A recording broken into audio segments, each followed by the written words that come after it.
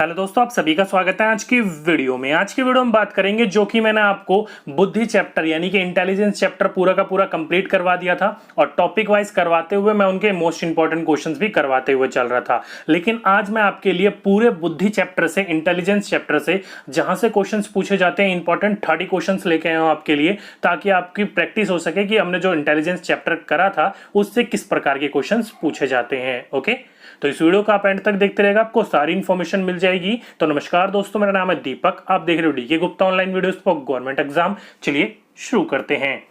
तो आज का पहला क्वेश्चन देखिए क्या बोल रखा है कि तार्किक गणित बुद्धि, जिसे आप इंग्लिश में लॉजिकल मैथमेटिक इंटेलिजेंस भी कहते हो, डैश से संबंधित है। तो मैंने आपको बताया था कि बहुबुद्धि का सिद्धांत यानी कि ग्रुप फैक्टर ऑफ, या फिर जिसको आप मल्टी इंटेलिजेंस थ्योरी भी कहते हो इंग्लिश में, उसमें आपकी 9 प्रकार की बुद्धि का वर्णन करा था एच गार्डनर के द्वारा। और वो तार्किक गणित बुद्धि है, उस बुद्धि से रिलेटेड ही होता है। तो सही आंसर कहां होगा, किससे संबंधित है आपका? बहुबुद्धि सिद्धांत से, मल्टी इंटेलिजेंस थ्योरी से। तो ऑप्शन नंबर 4 इसका बिल्कुल सही आंसर था। नेक्स्ट क्वेश्चन, पुरुष स्त्रियों की अपेक्षा ज्यादा बुद्धिमान होते हैं, यह कथन। तो ध्यान रखिएगा, पहली बात तो ये कि कोई भी किसी से ज्यादा बुद्धिमान नहीं होता, सब एक समान होते हैं, बस अपनी इंटेलिजेंस को, अपनी बुद्धि को उपयोग करने के ऊपर बात होती है। तो पुरुष ना ही स्त्री से ज्यादा बढ़िया है और ना ही स्त्री पुरुष से ज्यादा बेहतर होते हैं। ये आपका किस प्रकार के क्वेश्चंस होते हैं? ये आपके जेंडर्ड बाइज क्वेश्चंस होते हैं, जिसे आप हिंदी में लैंगिक पूर्वग्रह को प्रदर्शित करना कहते हैं। तो ऑप्शन नंबर 2 इसका बिल्कुल सही आंसर था। नेक्स्ट क्वेश्चन, बहुबुद्धि सिद्धांत के अनुसार सभी प्रकार के पशुओं, खनिज और पेड़ पौधों को पहचानने और वर्गीकृत करने की योग्यता डैश कहलाती है। तो 9 प्रकार की मैंने आपको बुद्धि बताई थी मल्टी इंटेलिजेंस थ्योरी में, जिसमें आपके पेड़ पौधे से रिलेटेड, पशुओं से रिलेटेड, खनिज संबंधित से रिलेटेड, यानी कि ऑल नेचुरल की इंफॉर्मेशन आपके पास है। तो आपके पास किस प्रकार की बुद्धि होगी? तो हमारे पास इंग्लिश में उसे नेचुरल लिस्ट इंटेलिजेंस कहते हैं, ये हिंदी में उसे प्राकृतिक बुद्धि कहते हैं। अगर आपके पास इस प्रकार की बुद्धि है तो आप पशुओं से रिलेटेड हो, खनिज से संबंधित हो, पेड़ पौधे से संबंधित हो, बारिश से संबंधित हो, नेचर से कोई भी चीज संबंधित हो, वो आपके प्राकृतिक बुद्धि वाले व्यक्ति में देखी जाती है। ओके, नेक्स्ट क्वेश्चन, अधिकांश व्यक्तियों की बुद्धि औसत होती है, बहुत कम लोग प्रतिभा संपन्न होते हैं और बहुत कम व्यक्ति मंदबुद्धि होते हैं। यह कथन डैश के प्रति स्थापित सिद्धांत पर आधारित है। यह भी बिल्कुल सही कहा गया, जो कि मैंने आपको बोला था कि बहुत ज्यादा इंटेलिजेंट भी बच्चे पूरी दुनिया में 2.2% है और मंदबुद्धि बच्चे भी पूरी दुनिया में 2.8% है। इसलिए इसने बोल रखा है ना ही ज्यादा बुद्धिमान होते हैं लोग और ना ही कम व्यक्ति आपके ज्यादा ही मंदबुद्धि होते हैं। ये आपका जो पूरा का पूरा बात कही गई है वो किसके अनुसार की गई है? तो ये कही गई है बुद्धि की जातीय विभिन्नताओं पर, बुद्धि के वितरण पर, बुद्धि की वृद्धि पर, या बुद्धि और लैंगिक विभिन्नताओं पर। तो ये करा गया है आपके बुद्धि के वितरण पर, जिसे आप डिस्ट्रीब्यूशन ऑफ इंटेलिजेंस इंग्लिश में कहते हो, क्योंकि मैंने आपको 7 प्रकार के इंटेलिजेंस IQ लेवल पर बांटकर बताए गए थे और यहां पर भी उसी प्रकार की बात की गई जा रही है। तो बुद्धि के वितरण बिल्कुल इसका सही आंसर था। नेक्स्ट क्वेश्चन, शारीरिक गति बुद्धि रखने वाले बच्चों की अंतिम अवस्था निम्नलिखित में से कौन सी हो सकती है? तो काइनेटिक काल, जिसे आप इंग्लिश में बोल सकते हो, तो शारीरिक गति बुद्धि रखने वाले की अंतिम अवस्था कौन सी हो सकती है? आपकी शल्य चिकित्सक, जिसे आप सर्जन कहते हो, कवि, वाचन या फिर राजनीतिक नेता। तो देखो, कवि, वाचन या फिर राजनीतिक नेता होते हैं, इसमें कभी भी काइनेस्टिकल बुद्धि नहीं पाई जाती, इस प्रकार की कोई नहीं होती। नेता में तो वैसे भी सोशलाइजेशन से रिलेटेड होती है, कवि में राइटिंग या वोकैबुलरी से होती है, वाचन में उसी प्रकार से होती है, बोलने वाली। लेकिन जो आपके सर्जन्स होते हैं, जो चिकित्सक होते हैं, उनमें आपके काइनेस्टिकल काफी अच्छा, उन पर, जिसे आप हिंदी में बॉडी काइनेस्टिकल इंटेलिजेंस कहते हो, काफी अच्छी मात्रा में इन पे पाया जाता है। जो कि मैं आपको थियोरेटिकल पोर्शन करवा रहा था, उस समय मैंने आपको बोला भी था कि सबसे ज्यादा जो काइनेस्टिकल, जो आपकी शारीरिक गतिक बुद्धि होती है, वो किसके अंदर होती है? वो सर्जन के अंदर होती है। क्योंकि सर्जन जब ऑपरेशन करता है तो जब वो अपने हाथ में ब्लेड पकड़ता है तो वो ब्लेड से उतना ही काटता है और उसी जगह पर काटता है जिस जगह पर उसको काटना होता है, उसके शरीर पर पूरा का पूरा उसका नियंत्रण होता है। तो ऑप्शन नंबर 1 इसका बिल्कुल सही आंसर था। नेक्स्ट क्वेश्चन बोल रखा है, बुद्धि लाब्धि के आधार पर विभिन्न समूहों में विद्यार्थियों का वर्गीकरण उसकी स्वगरिमा को डैश है और उनकी शैक्षिक निष्पादन को डैश है। तो ध्यान रखिएगा, जो बुद्धि लाब्धी के अनुसार बांटा गया था 130 से ऊपर हाई इंटेलिजेंस, उसके नीचे आपके आपके हाई एवरेज, फिर लो एवरेज, ऐसे करके बांटे गए थे। तो ये जो बांटना होता है वो बांटने से क्या हो सकता है, बच्चों के स्वगरिमा पर और उसके शैक्षिक निष्पादन पर। तो ध्यान रखिएगा, ऐसे बांटने से आपने देखा होगा कि देखो ध्यान रखिएगा, कभी भी बच्चों का लेबल नहीं करना चाहिए। ओके, उसकी आईक्यू के अनुसार आप उसे बांट कर उसको शिक्षा दे रहे हो तो वो कहीं ना कहीं उसके लिए बेहतर होगी। क्योंकि आप देखो बुद्धिमान बच्चों को आप देखोगे कि उसका इंटेलिजेंस काफी अच्छा है, तो एवरेज को जिस प्रकार से पढ़ाते हो आप उसी को उस प्रकार से भी पढ़ाओगे तो बच्चा जल्दी बोर होने लगेगा। लेकिन आप उसको उसी के लेवल के अनुसार पढ़ाओगे तो बच्चे का पढ़ने पढ़ाने में, सीखने सिखाने में मन लगा रहेगा। इसलिए बुद्धि का जो वर्गीकरण किया जाता है उसको स्वगरिमा को बढ़ाता है और उसके निष्पादन को भी बढ़ाता है। लेबल करने की बात नहीं करी जा रही है यहां पर। ओके, तो ऑप्शन नंबर 4 इसका बिल्कुल सही आंसर था।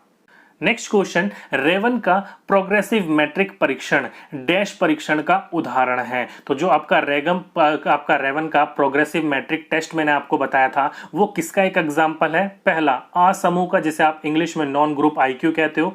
दूसरा व्यक्तित्व पर्सनैलिटी का। तीसरा मौखिक बुद्धि लाब्धिक का यानी कि वर्बल आईक्यू का। या चौथा सांस्कृतिक मुक्त बुद्धि लाब्धी, जिसे कल्चर फ्री आईक्यू भी कहते हो। तो मैंने आपको बोला था जो आपके अशाब्दिक के अंदर आते थे समूह में, वो लास्ट के सारे क्या थे, कल्चर फ्री टेस्ट थे, जिसे आप इंग्लिश में कहते हो और हिंदी में उसको सांस्कृतिक मुक्त बुद्धि लाब्धे कहते हो। मैंने आपको अच्छे से एक्सप्लेन करा था और बोला भी था, कई बार पूछा जा चुका है। तो ऑप्शन नंबर 4 इसका बिल्कुल सही आंसर था।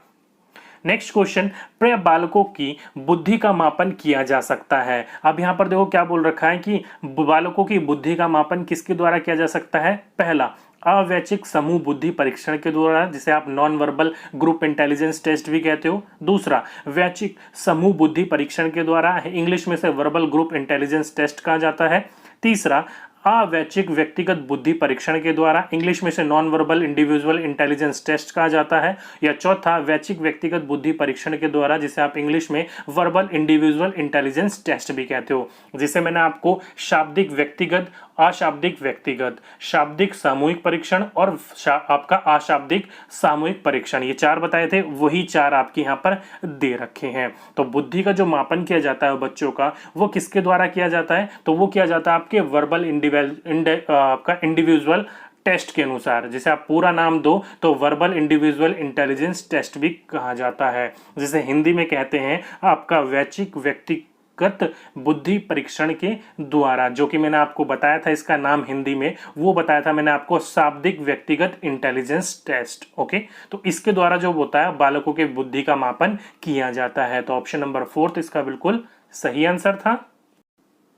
नेक्स्ट क्वेश्चन, निम्न में से कौन बुद्धि परीक्षणों के दुरुपयोग का संकेत देता है। तो इनमें से आपका ऐसा कौन सा है जो बुद्धि के दुरुपयोग की बात करी जा रही है। पहला उन्नति के लिए मापन में सहायक। दूसरा बुद्धि लाब्धी का लेबल बालकों पर लगाकर अध्यापक अपनी अकुशलता को छुपाते हैं। आगे आपको पढ़ने की जरूरत नहीं है। मैंने आपको बोला कभी भी बच्चों के ऊपर किसी भी प्रकार का लेबलिंग नहीं करना चाहिए। अब लेबलिंग का मतलब यहाँ पर कई बच्चे समझ नहीं पा रहे होंगे। जैसे फॉर एग्जांपल कि एक बच्चा जो है वो कुर्सी का इस्तेमाल करके चलता है, तो उसे आप ये नहीं बोलोगे कि कुर्सी का इस्तेमाल करने वाले बच्चे इधर आओ या बैसाखी इस्तेमाल करने वाले बच्चे इधर आओ। तो इस प्रकार की लेबलिंग कभी नहीं करनी चाहिए। और उसी का जो होता है वो बुद्धि परीक्षण के द्वारा उसका दुरुपयोग कर रहे हो तो उसी के अनुसार किया जाता है। तो ऑप्शन नंबर 2 इसका बिल्कुल सही आंसर हो। किसी भी प्रकार की लेबलिंग हो कभी भी बच्चे के ऊपर नहीं करनी चाहिए। बच्चा उसमें आपका इमोशन के साथ साथ फिजिकल के साथ साथ मेंटली भी वहां पर डिस्टर्ब होता है वो। ओके, नेक्स्ट क्वेश्चन, मन का मानचित्रण क्या है। अब ध्यान रखिएगा, ये माइंड मैपिंग जिसे आप इंग्लिश में कहते हो वो क्या है। पहला अर्थ ग्रहत को बढ़ाने की एक तकनीक है, जोखिम भरे कार्य करने का एक क्रम योजना है, मन का चित्रण खींचना है या मन का प्रकार्य का अन्वेषण करना है। तो ध्यान रखिएगा, researching the function of the mind होता है उसी के द्वारा किया जाता है। मतलब मन के प्रकार्यों का अन्वेषण किया जाता है, उसी को ही मन चित्रण कहा जाता है। तो ऑप्शन नंबर 4 इसका बिल्कुल सही आंसर था। नेक्स्ट क्वेश्चन, बहुबुद्धि सिद्धांत निम्नलिखित निहितार्थ देता है सिवाय। तो बहुबुद्धि सिद्धांत जो है वो क्या निहितार्थ देता है।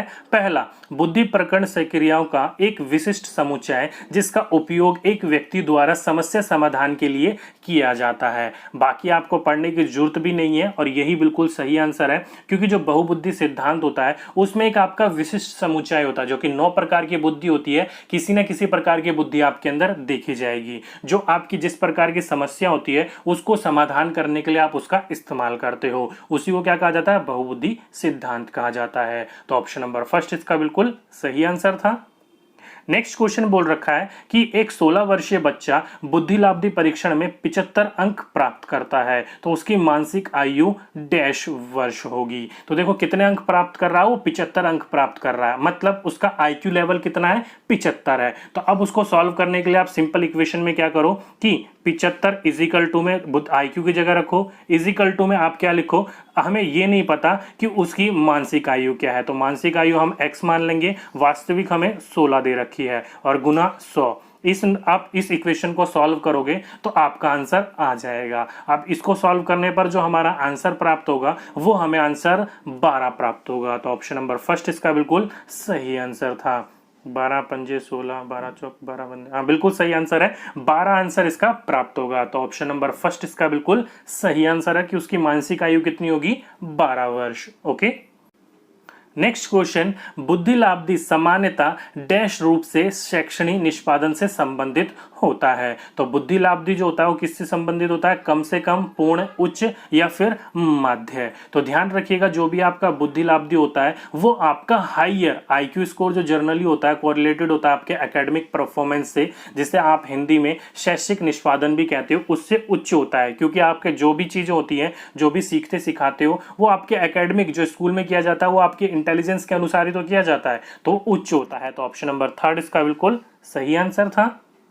नेक्स्ट क्वेश्चन, निम्नलिखित में से कौन सा बुद्धिमान बच्चे का लक्षण नहीं है। तो इनमें से कौन सा आपका एक बुद्धिमान का लक्षण नहीं है, वह जो अमूर्त रूप से सोचता हो, बिल्कुल सही बात है। दूसरा, वह जो नए परिवेश में स्वयं को समायोजित कर लेता हो, मतलब समाज के साथ तालमेल बिठा लेता हो, बिल्कुल सही है। तीसरा, वह जो लंबे निबंधों को जल्दी रट लेता है। तो ऑप्शन नंबर थर्ड इसका बिल्कुल सही आंसर होगा कि बुद्धिमान बच्चे का यह लक्षण नहीं होता कि वह लंबे निबंधों को जल्दी से जल्दी रटने की क्षमता रखता हो। ओके, नेक्स्ट क्वेश्चन, निम्न में से कौन सा कथन बुद्धि के बारे में सत्य नहीं है। तो इनमें से आपका कौन सा कथन है जो बुद्धि के बारे में सत्य नहीं है। पहला, यह एक व्यक्ति की मानसिक क्षमता है। दूसरा, यह सामंजस्य अनुकूल स्थापित करने में सहायक है। यह व्यवहार की गुणवत्ता से आंकी जा सकती है। यह स्थायी एवं अपरिवर्तनशील विशेषता है। तो कौन सा होगा आपका जो सत्य नहीं होगा। तो ध्यान रखिएगा यह स्थायी एवं अपरिवर्तनशील विशेषता है। तो यहाँ पर साफ बोल रखा है कि ये स्थायी है, परिवर्तनशील नहीं हो सकता, और ये बिल्कुल गलत बात है। ये आपका जो बुद्धि होती है, जो आपका बुद्धि होती है वो आज आपकी दूसरी है, कल दूसरी होगी, परसों दूसरी होगी। आप किसी चीज में विशेष हो तो आप ये नहीं रहोगे कि हमेशा उसमें अच्छे ही रहोगे। ओके, तो ये आपकी परिवर्तनशील होता है, परमानेंटली फिक्स नहीं होता है। तो ये आपका गलत था, बाकी सारे आपके बिल्कुल सही आंसर थे। ओके, नेक्स्ट क्वेश्चन, एक विद्यार्थी की वास्तविक आयु 10 वर्ष है तथा मानसिक आयु 12 वर्ष है, तो उसकी बुद्धिलाब्धि होगी। ये तो बिल्कुल सिंपल क्वेश्चन है, मानसिक आयु अपन में वास्तविक आयु गुना में 100 कर दो, इसका आंसर आ जाएगा। तो इसका आंसर मुझे कमेंट बॉक्स में लिखकर बताइएगा, जिसका बच्चे का सही आंसर होगा मैं कमेंट को पिंच कर दूंगा। ओके, नेक्स्ट क्वेश्चन, जो बुद्धि सिद्धांत में सम्मिलित मानसिक प्रक्रिया जैसे कि पराघटक और बुद्धि द्वारा लिए जा सके वाले विविध रूप जैसे कि सृजनात्मक बुद्धि शामिल करता है, वह है बुद्धि का संवर्धन सिद्धांत, थ्रस्टन का प्राथमिक मानसिक योग्यता, या स्पीरमैन का जी कारक, या स्टेनबर्ग का बुद्धिमत्ता का त्रितंत्र का सिद्धांत। तो कौन सा आपका बुद्धि का है, तो ये होगा आपका स्टेनबर्ग का बुद्धि का त्रितंत्र सिद्धांत। बिल्कुल सही आंसर होगा, क्योंकि स्टेनबर्ग ने जो ट्रिचल थ्योरी दी थी उसी के अनुसार कहा गया था जो आपके मेटा कंपोनेंट्स होते हैं, आपको ध्यान रखिएगा पराघटक की बात केवल इसी के सिद्धांत में कहा गई है, जिसे आप इंग्लिश में मेटा कंपोनेंट कहते हो। एक ये शब्द देख के ही पूरा का पूरा आप जांच सकते थे। ओके, नेक्स्ट क्वेश्चन, निम्नलिखित में से कौन सा बहुबुद्धि सिद्धांत की आलोचना है। तो कौन सी आलोचना है। पहला, वह व्यवहारिक बुद्धि पर आवश्यकता से अधिक बल देती है। दूसरा, यह अनुभाविक शख्स को बिल्कुल भी समर्थन नहीं दे सकता। तीसरा, बहुबुद्धि केवल प्रतिभाएं हैं जो पूर्ण रूप से बुद्धि की में एक विद्यमान रहती है। या चौथा, बहुबुद्धि शिक्षार्थियों की अपनी रुझान को खोजने में मदद उपलब्ध करती है। तो ध्यान रखिएगा, आपकी जो मल्टी इंटेलिजेंस थ्योरी है यानी कि बहुबुद्धि केवल प्रतिभा है जो पूर्ण रूप से बुद्धि में विद्यमान रहती है। ये बिल्कुल इसकी आलोचना की गई थी, तभी जाकर आपकी इसके में कहा गया था कि multi intelligence are not a talented. वो क्या होता है, आपकी अपने अंतर जो आपकी बुद्धि होती है उसके अनुसार कहा जाता है। आप ये नहीं कह सकते कि वो केवल प्रतिभा है। जहां पर भी मैंने आपको बोला केवल, किंतु, लेकिन, परंतु हो, वो 99.9% जो आता है आपका आंसर वो गलत ही होता है। ओके, और यही आपकी आलोचना की गई थी, गलत ही, हमें नेगेटिव में ही आंसर इसका चुनना था। तो ऑप्शन नंबर 3 इसका बिल्कुल सही आंसर था।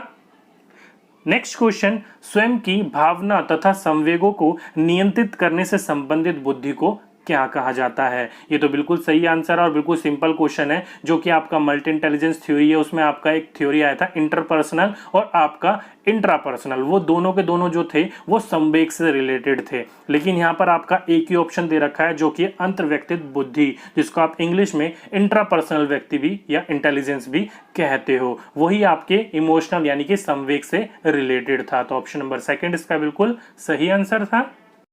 नेक्स्ट क्वेश्चन, आरबी कैटल की तरल बुद्धि तुल्य है। तो आरबी कैटल ने जो आपकी बुद्धि दी थी यानी कि जिसे फ्लूइड इंटेलिजेंस भी कहा जाता है, जो कि मैंने आपको नाम भी बताया था, जो वो किससे रिलेटेड था, तो वो आपके जेनेटिक फैक्टर से रिलेटेड था, जिसे आप हिंदी में वंशगत कारक भी कहते हो। ओके, क्योंकि उन्हीं के द्वारा कहा गया था, जो 3 तंत्र होता है यानी कि 3 प्रकार की, जैसे कि इमोशनल, इंटेलिजेंस और आपका फिजिकल एक्टिविटीज, उसकी बात करी गई थी। तो वंशगत कारक से आपके आरबी कैटल की तरल बुद्धि तुल्य है। ओके, नेक्स्ट क्वेश्चन क्या बोल रखा है, डैश के अतिरिक्त बुद्धि के निम्नलिखित पक्षों को स्टेनबर्ग के त्रितंत्र सिद्धांत में से एक संबंधित है। हल्का सा यहाँ मिसप्रिंट हो गया, वो हल्का सा आ गया, इसको अवॉइड कीजिएगा। ये त्रितंत्र सिद्धांत से में संबोधित किया गया है। तो आपका जो स्टेनबर्ग का जो त्रितंत्र सिद्धांत था वो किसके ऊपर संबोधित किया गया था, तो वो आपके सोशल यानी कि सामाजिक के ऊपर संदर्भित करा गया था। क्योंकि मैंने आपको बोला था उसमें क्या बोला गया था, तो उसमें कहा था त्रितंत्र सिद्धांत, जो कि संदर्भ के अनुसार, आपके व्यवहार के अनुसार उस प्रकार की बुद्धि बताई गई थी जो कि आप सामाजिक रूप से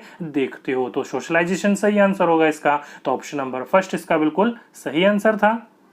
नेक्स्ट क्वेश्चन, थ, फ और च ध्वनि है लेख में। ये तो आपका बहुत पुराना क्वेश्चन है, काफी पहले पूछा जाता था। आप ये एक तरीके से रट लीजिए कि थ, फ और च जो ध्वनि होती है वो आपके फोनिमेंट्स होते हैं, जिसे आप हिंदी में क्या कहते हो, तो हिंदी में से स्वनिम कहा जाता है। तो ऑप्शन नंबर 3 इसका बिल्कुल सही आंसर था। हिंदी में भी पढ़ते हैं हम, हिंदी के थ्योरेटिकल पोर्शन में मैंने आपको बताया भी था। Okay, next question, Bhatia battery का प्रयोग निम्न में से किसके परीक्षण हेतु किया जाता है? तो भाटिया बैटरी जो मैंने आपको टेस्ट बताया था वो किसके परीक्षण हेतु किया जाता है? व्यक्तित्व का, बुद्धि का, सृजनात्मक का या फिर अभिवृत्ति का? तो ये इंटेलिजेंस टेस्ट के लिए होता है, मतलब बुद्धि के लिए होता है। तो ऑप्शन नंबर 2 इसका बिल्कुल सही आंसर था।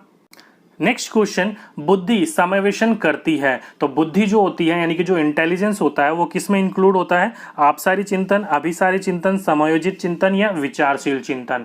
तो यहाँ पर क्वेश्चन आपके 2 बनते हैं, एक होता है आपका इंटेलिजेंस और एक दूसरा होता है आपका सृजनात्मक, जिसे आप क्रिएटिविटी कहते हो। ओके, तो ध्यान रखिएगा, इंटेलिजेंस जो होता है वो आपके अभिसारी से रिलेटेड होता है। ओके, और वहीं पर ही सृजनात्मक यानी क्रिएटिविटी की बात करी जाए तो वो आपसारी चिंतन से रिलेटेड होता है। इंपॉर्टेंट क्वेश्चन है, काफी बच्चे यहाँ पर परेशान हो जाते हैं इस क्वेश्चन के लिए। तो बुद्धि समावेशन करती है अभिसारी चिंतन के लिए। ओके, नेक्स्ट क्वेश्चन, किसने बहुबुद्धि सिद्धांत प्रतिपादन किया था? ये तो बिल्कुल ही सिंपल क्वेश्चन है, किसके द्वारा दिया गया था? एच गार्डनर, जिसे आप फुल फॉर्म में हार्वर्ड गार्डनर भी कहते हो। तो ऑप्शन नंबर 2 इसका बिल्कुल सही आंसर था।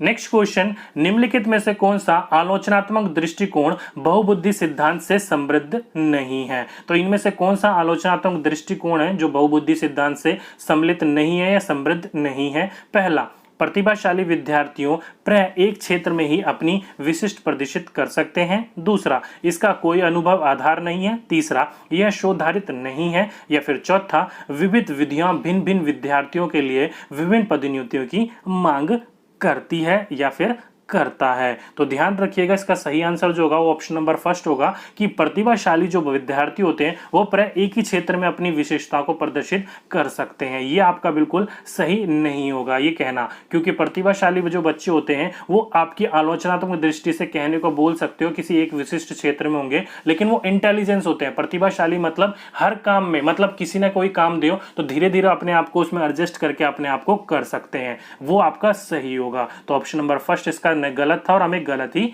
चुनना था। ओके, नेक्स्ट क्वेश्चन, बहुबुद्धि सिद्धांत को वैध नहीं माना जा सकता। तो बहुबुद्धि सिद्धांत को वैध कब नहीं माना जा सकता? पहला, यह केवल मैस्लो के जीवन भर के सिद्धांत अनुभवात्मक अध्ययन पर आधारित है। दूसरा, यह सार्वजनिक आपका महत्वपूर्ण सामान्य बुद्धि यानी कि जी कारक के अनुकूल नहीं है। तीसरा, विशिष्ट परीक्षणों के अभाव में भिन्न बुद्धियों का मापन संभव नहीं है। या फिर चौथा, यह 7 बुद्धियों को संपन्न महत्व नहीं देता, जो कि पहले 7 बताई गई थी और फिर बाद में उसको अपडेट करके 9 बता दी थी और डायरेक्टली मैंने आपको बहुबुद्धि सिद्धांत में 9 थ्योरी पढ़ाई थी। ओके, तो इसमें जो आपका नहीं माना जा सकता वो है आपका ऑप्शन नंबर थर्ड कि विशिष्ट परीक्षण के अभाव में भिन्न बुद्धियों का मापन संभव नहीं है। ऐसा नहीं हो सकता, बल्कि ऐसा कर सकते हैं, यहां पर नहीं हो सकता ये बोल रखा है। ओके, तो ऑप्शन नंबर थर्ड गलत था और वही हमें चुनना था।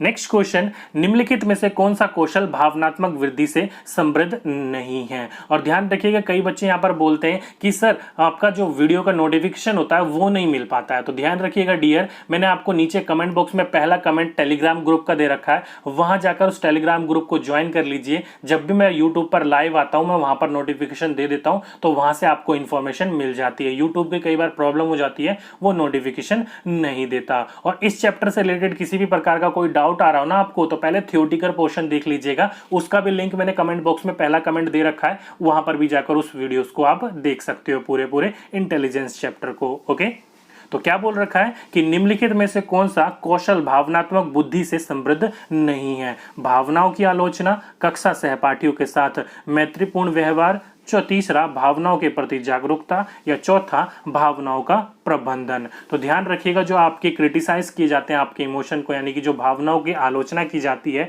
वो भावनात्मक बुद्धि के साथ समृद्ध नहीं होती है। तो ऑप्शन नंबर फर्स्ट इसका बिल्कुल सही आंसर है। ध्यान रखिए, कौन सा कौशल भावनात्मक बुद्धि के समृद्ध नहीं है? देखो, सहपाठी के साथ आप मैत्रीपूर्ण व्यवहार करते हो, आपका कौशल भावनात्मक है। भावनाओं के प्रति जागरूक होते हो, क्योंकि कई के लिए हमने भावना रूप से कार्य कर देते हैं, या भावनाओं का प्रबंधन, ये तीनों के तीनों क्या होते हैं? वो भावनात्मक बुद्धि के साथ समृद्ध होती है, लेकिन भावनाओं की आलोचना, क्रिटिसाइज ऑफ इमोशनल नहीं होती है उसके अंदर। ओके, नेक्स्ट क्वेश्चन, एक विद्यार्थी की औसत बुद्धि लाब्धी होती है। तो ये तो आपको एवरेज वाले बच्चों की बुद्धि लाब्धी मैंने कितनी बताई थी? 90 से लेकर 110 के बीच में होती है।